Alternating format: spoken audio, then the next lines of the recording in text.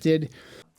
Joining me now, live from New York, is Jack Buckby. He's the defence editor at National Security Journal and 1945. Jack, thank you very much for joining us. So let's start with Joe Kent. How significant is his resignation, and is he right to say that Iran wasn't an imminent threat to the US? Joe Kent has been inconsistent, or has proven himself to be inconsistent on the threat of Iran. It was not that long ago that he was taking a much more hardline position on Iran and military action there.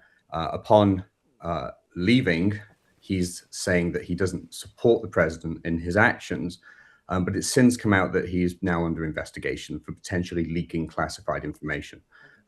The reason I say we need to wait and see how this pans out is because we're not entirely certain on what is being, what he's being accused of having leaked. So we'll see what happens there. But it is curious that he was very quickly on some very major conservative podcasts and shows talking to people who have very strong views on Iran and who are generally considered now to be more of this conspiratorial wing of the Republican Party. Does all of this suggest that Trump's kind of getting further and further away from his base as Operation Epic Fury continues? Well, there's overwhelming support for Operation Epic Fury among the Republicans so far. So whether he's getting away from his base, I would say probably no, but there's absolutely a contingent of the Republican Party that is probably leaning further and further away from him as they see him becoming, I suppose the argument is that he's becoming a neocon. But, you know, even the neocon wing of the Republican Party, what's left of it, is still not generally in favor of Trump. They just may happen to agree that Iran is a threat. I don't think he's moving away from his base for the most part, though. So has Trump achieved his objectives? I mean, the objectives that the administration set out have been something of a moving target, but given the regime is still in place, there's a new supreme leader. Can Trump turn around now and say, okay, mission accomplished, we've had a victory in Iran? Well, he can and he might. Whether that's true or not is really the question, I suppose. In terms of his objectives, what we can say is that many of the hardened facilities that contain missiles and other weaponry have been destroyed. A large portion of the missile arsenal has been destroyed, but you know that missile arsenal reaches into the thousands, not the hundreds. It's the largest in the Middle East. There's still a lot to take out. The missiles that are being launched now are largely being launched from mobile launch sites, which are much harder to track and destroy. Eventually, I'm sure it will happen for the most part, but you know, an argument can be made that not enough progress has been made because, like you say, the regime is still in place. But it really depends on what the objective is from here, I suppose, and how long this takes. The idea of a ground invasion, I don't think that's really on the cards yet, or potentially even at all. Doing that, which some argue would be necessary to actually force a total collapse of the regime, it would be far bigger than Iraq. You would need hundreds of thousands of soldiers. And then you've got the problem with the fact that Iran is such a large space with diverse terrain. Sending in ground troops would be, I think, a disaster for Trump, and he knows it. So if the objective was to deteriorate Iranian power, and technically the military power and military capabilities, they've absolutely done it. Their navy is largely destroyed. Their air force, you know, for what it was worth before this war even began, has been largely destroyed. The question is really whether Trump can degrade their power so much and force the regime into perhaps going back to the negotiating table and doing so from a far more weakened position. And I guess a big issue right now is, yes, Iran's military has been degraded and its nuclear capabilities have been degraded, but we still do have the issue of Iran firing these ballistic missiles and drones, hitting targets across the Middle East. We've seen energy infrastructure in Qatar and the UAE hit in recent days. Yeah. And of course, this is creating real concern economically, and of course we've seen as well in the Strait of Hormuz, where there's been very little shipping traffic, critical waterway for oil, but very little's getting through. Is this something that Iran is using as leverage? Yes, they're absolutely using this as leverage. And for the Iran naysayers, I would say this: given what is happening now, given the extent of the damage that's being caused as Iran sort of lashes out against these US and Israeli strikes, and the leverage they're trying to create with or assume from the Strait of Hormuz. Now, imagine what they might have done had they developed nuclear weapons and ICBM technology. Um, Iran really only has that kind of leverage and asymmetric tactics to work with. They'll use anything that they've got. So yeah, of course, absolutely, that's what they're doing. They don't really have much more than the economic leverage that they're using via the Strait of Hormuz. So Donald Trump earlier this week repeatedly on camera was urging NATO allies to help the US police the Strait of Hormuz. That didn't really elicit much of a response from NATO partners, especially here in Europe. And then Trump then turned around and said, actually, I didn't want help from NATO. I was just seeing how NATO reacted, and it's a very one-way street where America provides lots of protection and America gets very little in return. Was Trump right to demand this of NATO?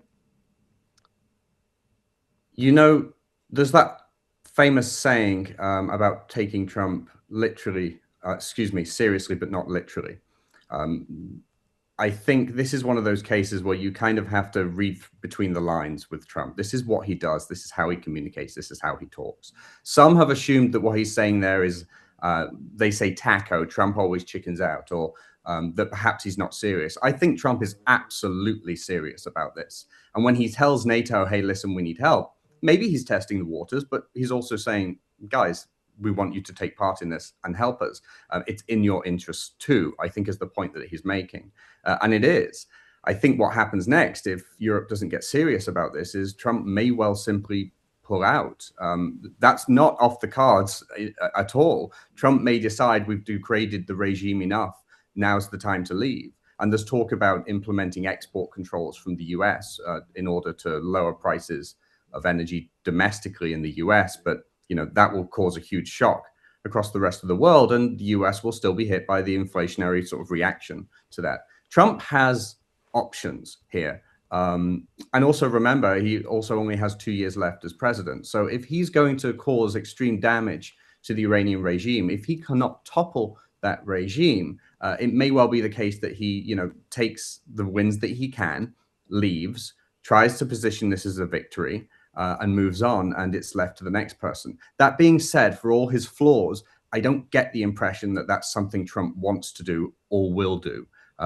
Really, though, the question is whether Trump can actually stabilize the region in terms of either getting the regime to negotiate and repeatedly killing its leaders until eventually he gets a new leader that will negotiate and work with him over the nuclear deal, or whether he'll just simply pull out and see what happens. I mean, there's been a lot of frustration here in Europe regarding Operation Epic Fury. Primarily the fact there's been some reports that there's exasperation that the US isn't using traditional diplomatic channels to communicate with European allies. Of course, he's also embarked on some pretty extraordinary attacks of European leaders. I'm thinking particularly of Pedro Sanchez in Spain, and of course, Keir Starmer here, who he's repeatedly described as someone who is no Winston Churchill. What do you make of these attacks on, especially the UK, the special relationship, one of America's oldest, most trusted allies? What do you make of these criticisms? Well, I would say it's unfortunate. You've got to remember that Keir Starmer's in a difficult place. I think the West, particularly the UK, has this sort of collective PTSD over what happened with Iraq and Afghanistan, and obviously going, full throttle into another war in the Middle East. It's not going to go down well with the British public. And Keir Starmer's already a very unpopular prime minister. He's in a very unique place in the sense that he won the last election with such an enormous technical majority in terms of seats, but he's hugely unpopular, and anything he does now really matters for his legacy and for his government and for the party. So I think Keir is worried about just going full throttle into that kind of war. Now, whether Trump is right, I mean, from Trump's perspective, Europe should be stepping up and doing more to be dealing with this threat. Here's the problem with Iran, and I think this is the way Trump sees this too. This is a matter of whether you want to kick the can down the road even more, because Iran was never giving up on its ambitions for a nuclear weapon. Even in the wake of these attacks, even as Tulsi Gabbard in this hearing yesterday was saying that there was, she refused to say whether there was an imminent threat. This isn't just about whether there was an imminent threat from Iran attacking the United States tomorrow. It wasn't even about whether Iran can develop a nuclear weapon tomorrow or next week. It's about how quickly could they develop it should they decide they wanted to. And we've been in a position now for many decades where Iran has been on that threshold, and they've only been set back repeatedly through sanctions, through disruptions to supply chains, through sabotage and intelligence gathering from the Israelis. This was never an if, but a when. And I think Donald Trump knows that if Iran is to be neutralized as a threat in the long term, then it may well require doing things in unconventional ways. And I think that's why we're seeing, the lack of communication through diplomatic channels, the extreme language being used about the British Prime Minister. I think Trump sees the situation as dire. He's been consistent about this since the 80s, and I think he's just following through on what he said he would do. In your opinion, Jack, what does the endgame look like here for Donald Trump? How long do you think Operation Epic Fury will last? And do you think that ultimately this will be a net positive for the world if and when it does conclude? If this can conclude in a way that sees the Iranian regime collapse, then absolutely it's going to be a positive for the world. I would be inclined to say that war is generally not great, obviously. So in the short term, we're looking at losses of life and the carnage that's being caused not just in Iran but in neighboring regions. It's scary. I'm in New York. It's we may well technically be out of range, but there was talks yesterday of drones being sighted over the homes of some top Trump officials. Who knows what's going to happen with regards to sleeper cells too. So, there's a lot to be worried about in the short term. In the long term, if Trump can pull this off, I think it will be better for the Iranian people and certainly better for the world. However, it really hinges on whether the Iranian people are capable of taking over the regime themselves, because John Bolton is currently suggesting that the US needs to go in with a full ground war. Will that happen? Maybe. I don't think so. So this really hinges on whether successes can be made in terms of allowing the Iranian people to take over the regime. Now, that's a problem because the regime is still largely intact. Much of the apparatus and security apparatus is still intact. So this will depend, I think, on Israeli intelligence doing what they're doing now, which is literally making phone calls to officials in Iran and saying, you're either with us or you're with them and your life is at risk.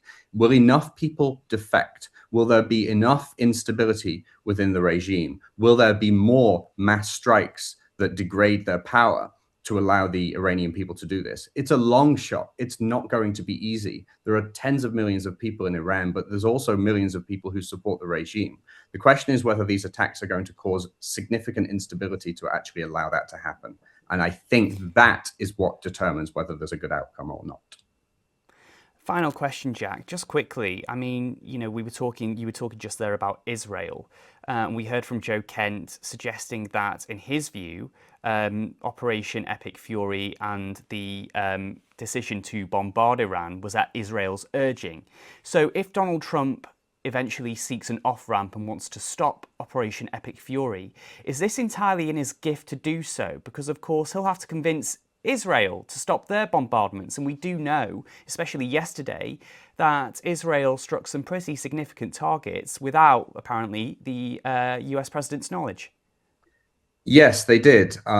This idea that Israel is controlling the US like a puppet, this is a conspiracy theory frankly, in my books, that I've heard for a very long time from some of the darkest extreme corners of both the left and the right. The idea that Israel can simply control the United States like a puppet is utterly absurd to me. The United States is a far greater power, has far more leverage over Israel. The reason US and Israel are acting, in with some kind of synergy is because their goals are aligned.